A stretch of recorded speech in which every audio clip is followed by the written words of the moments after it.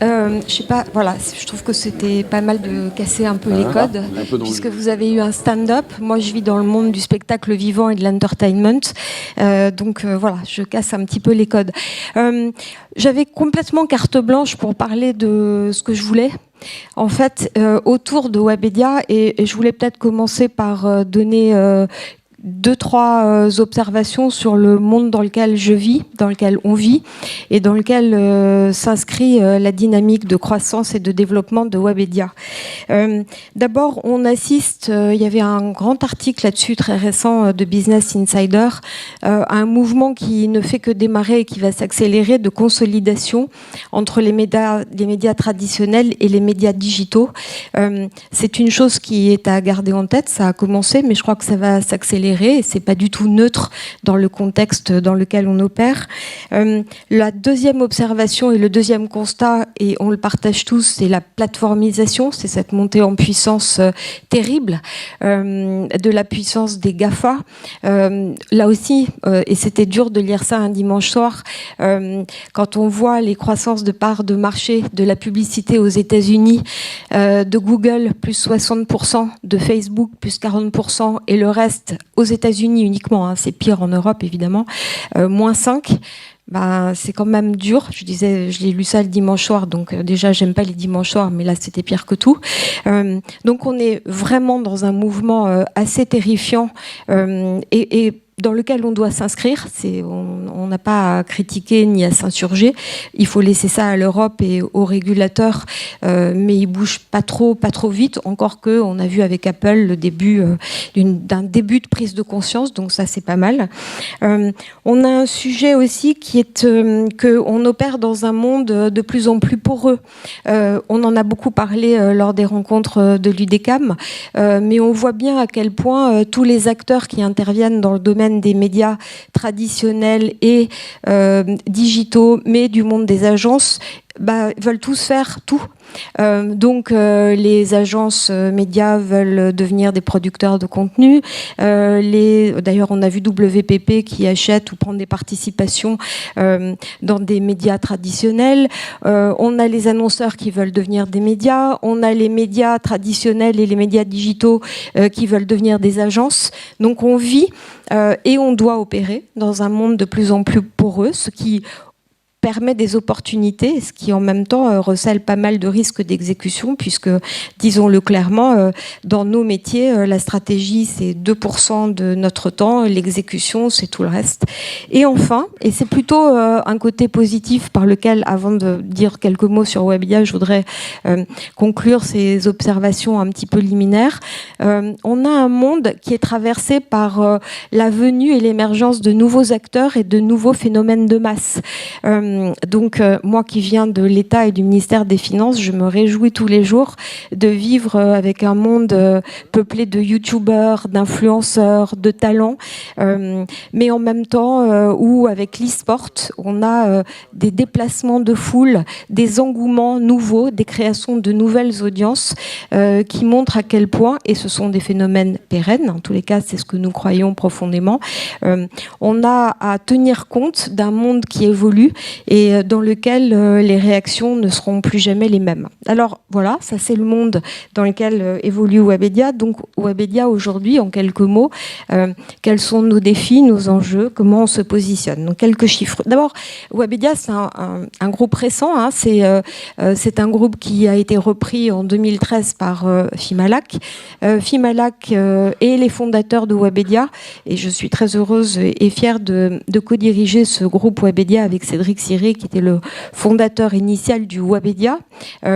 On partage tous un ADN entrepreneurial. C'est probablement ça qui fait que c'est une aventure intéressante et joyeuse. Et c'est sympa aussi d'être joyeux quand on voit tout ce que j'ai dit précédemment, parce que sinon on serait complètement tous déprimés et on se demanderait ce qu'on doit faire toute la journée, non pas seulement pour exister, mais pour survivre. Nous, on vit pas du tout ça comme ça chez Webedia. On est projeté dans une dynamique de croissance joyeuse et où on partage cet ADN entrepreneurial. Donc, ça a été repris en 2013 et c'est une logique de build-up. C'est une logique de build-up qui fait qu'aujourd'hui, pour donner juste quelques chiffres, on est 1600 collaborateurs, 1000 en France, dont 300 développeurs. Donc, c'est la tech et notre ADN, en même temps que des rédacteurs, en même temps que des gens qui s'occupent de notre monétisation de nos audiences et de nos contenus, et qui va vers la programmatique. On est confronté, comme tous les acteurs des médias, à la migration des profils sans lesquels on devient très vite obsolète. On va faire un peu plus on a fait 200 millions d'euros de chiffre d'affaires l'année dernière, on fera plus cette année. On est un groupe qui... croyons beaucoup à l'international. On est implanté dans 10 pays et on a un taux de croissance important à l'international. Notre business model, il repose, et notre stratégie, sur quelques convictions assez fortes que je voudrais partager aujourd'hui, parce que finalement, avec vous, elle recouvre tout ce qu'on doit faire pour trouver sa place, son positionnement, et émerger en média digital, là où on nous attendait absolument pas il y a 3 ans. Je suis pas sûre qu'on pourrait refaire la même chose si on démarrait aujourd'hui, mais il y a 3 ans, on a décidé de faire ça, appuyé par un actionnaire qui est très éclectique et iconoclaste. Et Dieu sait s'il faut être éclectique et iconoclaste dans ce monde du média digital qui évolue sans cesse et dont les contours sont sans cesse rebattus. Il ne faut pas avoir des œillères, il ne faut pas mépriser les évolutions, il ne faut pas sous-estimer les tendances, ni sous-estimer tous les nouveaux acteurs qui émergent et qui ont le dernier kilomètre qui va faire casser toute la chaîne de valeur qu'on croyait établie, alors qu'on n'a plus aujourd'hui aucune position acquise, sauf bien sûr quand on est un GAFA. Nos convictions sont les suivantes. On a une croissance, nous, qui est en même temps équilibrée entre croissance organique et croissance par acquisition. On croit qu'il faut les deux pieds pour avancer. On a fait plus de 20 acquisitions entre fin 2014 et mi-2016. On a un mode d'organisation qui est très agile. On travaille sur un mode d'intégration assez light, avec un projet commun, des synergies qui sont plutôt choisies, jamais subies. Et on est assez respectueux du talent des entrepreneurs et des entrepreneurs eux-mêmes. Donc 20 entreprises à intégrer en si peu de temps, c'est beaucoup de boulot et c'est une gestion fine de la façon dont les choses doivent se passer pour que les synergies se mettent en place, mais pas les destructions de valeur. Et c'est facile d'avoir de la destruction de valeur quand on intègre des boîtes, mais quand on les intègre mal. Deuxième conviction, l'international au centre. On avait à peu près 10 millions d'euros de chiffre d'affaires à l'international fin 2014. On sera à 60 millions d'euros fin 2016, à la fois par croissance organique et aussi par acquisition, toujours autour de nos territoires. On ne peut pas être sur tous les fronts, on ne peut pas mener tous les combats, mais nos combats, on les mène jusqu'au bout et on les internationalise. On est implanté dans des pays auxquels on croit, l'Amérique latine, le Brésil, l'Allemagne, on croit en l'Europe, malgré tout. Il faut quand même que quelques personnes y croient. On croit beaucoup en la France, malgré tout. Il faut aussi que quelques personnes y croient. Et on est aux États-Unis, on est au Moyen-Orient également.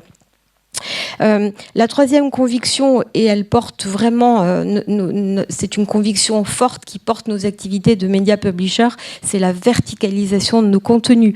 On opère sur 5 verticales auxquelles on se tient: le cinéma, les jeux, la gastronomie, le food, le travel et le glam lifestyle. Et autour de ces verticales, on développe toute la chaîne de valeur qui ramifie. En amont, je vais donner l'exemple du cinéma qui est le plus abouti. En amont, on est allé aux États-Unis racheter une boîte qui a des métadonnées et qui a les GAFA comme clients. En aval, on va jusqu'au e-commerce avec le ticketing, mais aussi les box dédiées au cinéma. On croit à une verticalisation de la verticalisation et à une chaîne de valeur totalement intégrée autour de nos verticales. Ça, c'est une conviction forte.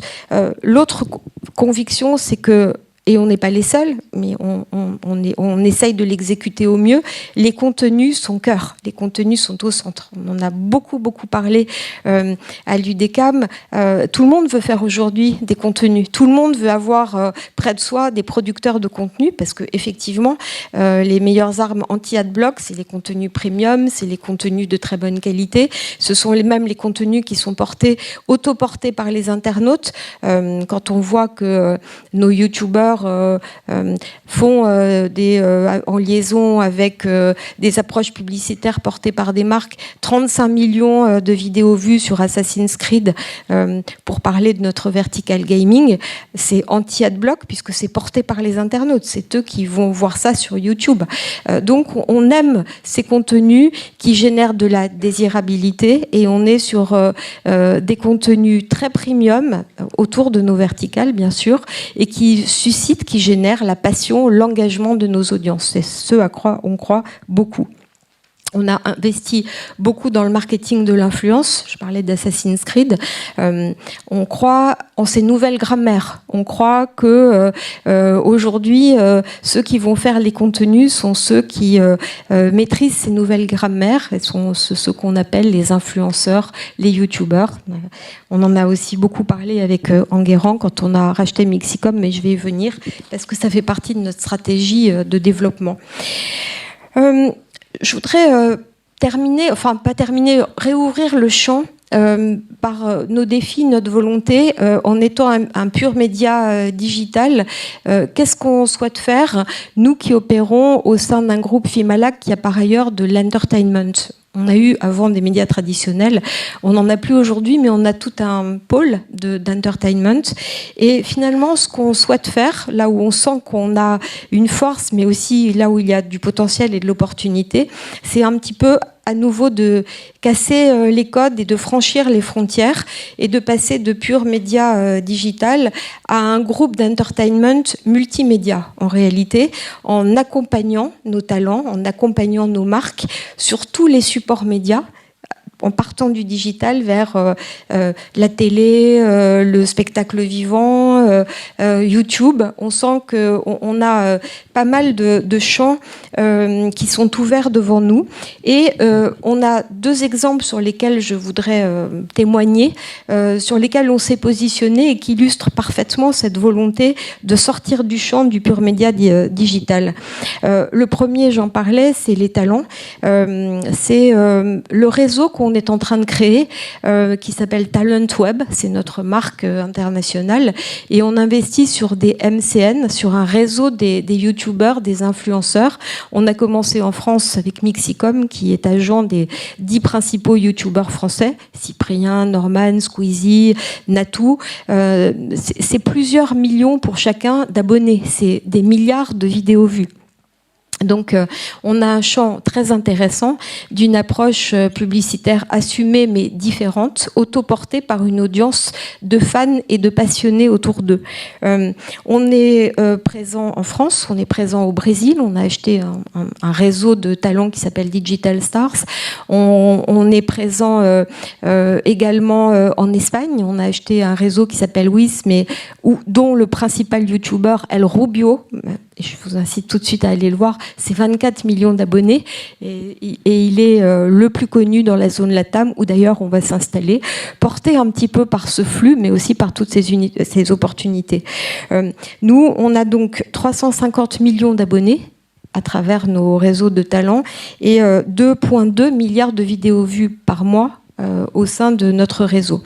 Et on est aussi très investi et on croit beaucoup dans l'e-sport.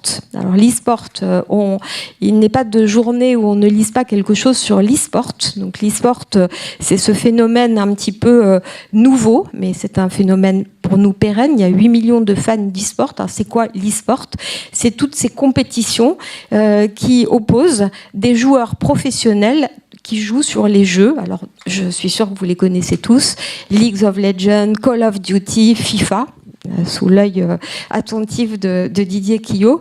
Alors, je ne les connaissais pas moi-même il y a quelque temps, hein, pour dire la vérité. On s'y est tous mis, même Marc de la Charrière, qui a quand même vient d'une autre génération, d'un autre monde, n'est pas devenu un pro ni ne joue à Call of Duty, mais on est allé à la Paris Games Week où se pressaient 300 000 jeunes, et c'est quand même extrêmement intéressant de les voir, c'est un engouement exceptionnel. L'e-sport, on a investi, on est devenu en très peu de temps un des leaders mondiaux grâce à nos dispositifs. On organise des challenges sur le plan mondial avec l'ESCWC, et donc c'est les challenges au niveau mondial de cet e-sport, de ces compétitions d'e-sport. On a investi dans une boîte qui suit des talents de e-sportifs qui s'appelle Bang Bang Media. Tout ça, c'est des noms et des concepts, mais en réalité, c'est extrêmement important. On est agent, nous, de nos talents, on est agent de nos artistes avec le pôle entertainment de Fimalac, on est agent aussi des e-sportifs. Et enfin, on est devenu le partenaire du PSG, dont on a la franchise, la licence, pour opérer leur équipe de e-sport, qui a fait un tabac, qui a d'ailleurs gagné le championnat mondial de FIFA d'e-sport. Mais derrière tout ça, ce sont des millions et des millions de fans. C'est du merchandising, et c'est surtout un phénomène de société, des nouvelles audiences, des nouvelles façons de faire, auxquelles nous, Webedia, groupe éclectique et iconoclaste, on souhaite être attachés. Voilà. Merci Véronique Morali. Pour respecter le timing qui, je sais, est dépassé, je vais poser une seule question avec une réponse, s'il vous plaît, assez rapide. Vous détectez très vite les tendances, les youtubeurs maintenant, les sports. Est-ce que vous n'êtes pas condamné à racheter comme ça, à suivre les tendances, au risque de vous perdre? Alors, on n'est jamais condamné. On ne voit pas pourquoi on se perdrait. On est sur un rythme très maîtrisé et très contrôlé. On est toujours sur une stratégie de petits pas dans un chemin qui est le nôtre. L'entertainment, c'est un vaste champ d'opportunités, et il n'y a aucune raison qu'on s'y perde. Au contraire, je pense qu'on peut y creuser un sillon encore plus grand. Merci beaucoup, Véronique Morali.